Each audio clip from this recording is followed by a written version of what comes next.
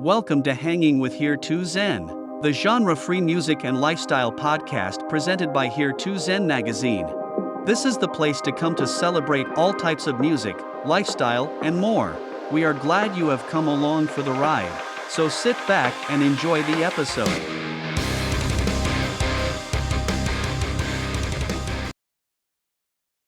Yeah. So congrats on the new single. How are you finding the reaction to it so far? It's kind of weird because ever since, well, this was during COVID days, we started to talk again and announce a tour and decide we're really going to give this another good go. Ever since those days, it's been this weird, slow process of like, okay, I guess we'll do some songs. People are liking them. I guess we'll tour. Okay, people are still coming. We're so thankful. But yeah, I think that the biggest takeaway for me is that it's just cool to play our music again and do the pop punk thing, and that's where we sit best. So I'm just stoked to be able to do it. Sure. And you mentioned like talking again. So the band has had a few breakups, back togethers. What do you think, as you've gotten older, has been the best lesson you've learned about communicating with the brothers in your band?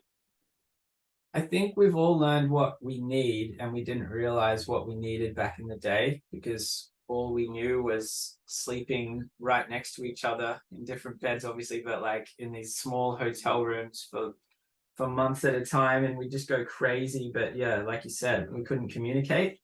So I think once we became dads and we had to learn a little bit more about ourselves and what gets us grumpy and all that kind of stuff, it just kind of naturally clicked, and we all just went, we're so lucky to be doing this still, so we can't waste it. Sure. So does the band have a certain, I don't know, I hate to use the term, but safe word where you know it's just getting too much and you need time away from each other? We don't have a specific safe word, but yes, that is a good way to put it. For me, I need my personal space, so I just need to leave the room if I'm having too much Sean and Andy. But for them, yeah, there's certain ridiculous little triggers that we would have from, we were hanging out so much from when we were 14 years old. And Andy, the bass player, he's my stepbrother, so we've lived together forever. So there's the most random triggers for just hating each other, like one of us will make a certain face, or one of us will forget to order a burger without sauce, and that'll ruin the entire tour. So we just hope that we don't break up again. Yeah, well, I think, as you said, I think once we all become dads, we learn a different form of communication because we realize it's not always about us. So, yeah, I guess you're right in that instance, like where the little trivial things like the sauce on a burger in the big scheme of things probably isn't worth it right now. Yeah, that's right. It's exactly like when you think about it, it makes sense. Once you become a dad, it's just you have to learn to communicate and put up with tantrums sometimes, and that's what we do with each other. We just put up with each other's tantrums. That's the best way to be, I think. Still engage the tantrum. We all need a good tantrum. That's right. Now, you've had the new single out. Is there plans for more new music before you hit the road and before good things? There is. We're really hoping to have our next single out before Good Things, which I think is even better than our last song. So really excited to get that out there. And then, at the moment, everyone's enjoying it so much. We hope to do a lot more next year as well. Is it going to be a full length next year or just a series of singles? It's a bit weird. We were talking about this the other day. It seems like the right thing to do another album, but at the same time, it seems a little bit pointless because I think we're really enjoying just focusing on one song at a time. So I would guess that for the near future, it is a bunch of singles, but hopefully we get to do another album one day. Sure. Now, Stack is a New Black got re-released on vinyl. Which variant did you keep for yourself? I have the pink and black one. I don't know too much about vinyls though. I don't even have a record player. I need to get one, but I think they look very cool, and it's in my drum studio where I teach my students so they can admire my #1 album that I once got a billion years ago. Well, it charted pretty high on the re-release, so people are still remembering what it was like to love a band that sort of went away for a while, and now you've come back. I think it's sort of reignited some inner child in some 30s and 40 somethings somewhere. Yeah, it's so funny because I remember being a teenager and seeing the resurgence of the 80s and going, oh, wow, it's so weird. And then it's happening to us now. Like everyone's really missing the inner emo. Yep. Do you miss the sway haircuts? Do I miss having that haircut? No. Yeah.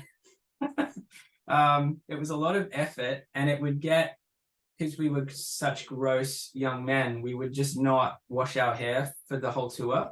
So by the end of the tour, it would like have assorted species of animal living within our hair, and lots of oil, just grease, sweat, and hairspray glue would build up.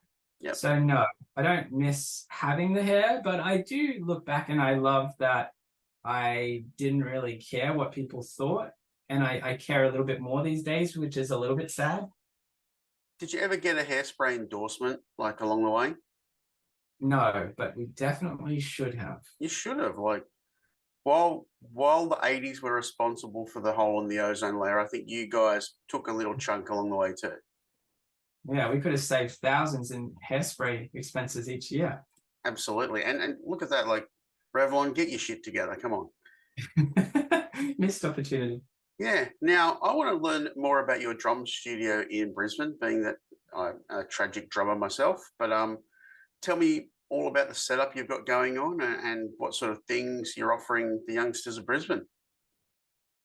So my family and I moved here right after Christmas last year. So I've been here a little bit under a year now.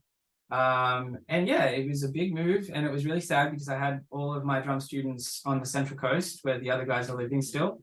Yep. And I had to say goodbye to all of them and start it all again here. But it's another one of those things, I think, that once I started teaching drums and I pretty much just exclusively work with young kids, it kind of gave my life a new purpose because I enjoy it so much. And I just love the idea of being able to pass on something that I've learned, and it gave me so much confidence to learn drums and be able to play on a stage. So the idea that maybe a couple of them, when they get older, will do something similar to what I've done is just this really lovely feeling that I have. And I looked at, you've basically got a self-designed curriculum, is that correct? That is correct, yes. And I'm very proud of it because it's taken a long time to develop. Do you think that when it comes to drums, because, you know, drum music on a chart is a little different to piano or guitar, do you think that that's a lost art form, like the reading and writing of music? Yeah, because I'm honest with most of my students, I don't really ever have to use music theory. Like you said, it's a lot less common with drums, but I think it's about respecting the art and all the areas that come with it. You know, you can be in a punk band and never look at any music notes, but I think it's just nice to have a broad understanding of everything involved and maybe go down a different path. And you know, you could join the army and be a drummer in the army and have to learn to read music, and that would be a cool option. That was my father, and that's how I learned. Wow, that's awesome. Yeah. Now, my last drum question, what's more important to you, attack or feel? Everything I do in short stack, it's funny because I preach how important dynamics are to all of my students, and I think it's like one of the most overlooked things from all drummers. However, every time I play in the band, it's all the one volume. It's just smashing, it's energy, it's all attack, I guess. So I think as I get older and my wrists are starting to give out on me, I think feel is very, very important. And I hope that we have those moments in our sets when we play live where we pull it back a little bit and it's about the groove a bit more. Sure. Now you're going to go out on your headline run. What is going to be your set time there as opposed to Good Things? Has that all sort of been nutted out yet? Not as much as we should have by now, but I think it'll be a little bit longer. I think we'll play definitely for over an hour, but we're definitely more of the opinion that less is more, and we don't want to overstay our welcome. If we see one yawn, we're running off the stage. Yep.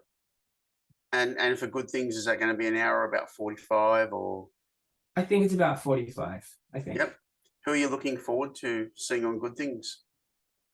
There's probably two. I would say Fall Out Boy because they're one of our hero bands. Yep. That's going to be amazing. And then also my inner emo. I used to listen to a lot of Bullet for My Valentine, so I would love to see them. Been lucky to cover them a couple of times, and they're just getting better and better. They're just savage live, like savage. Yeah, it's going to be great.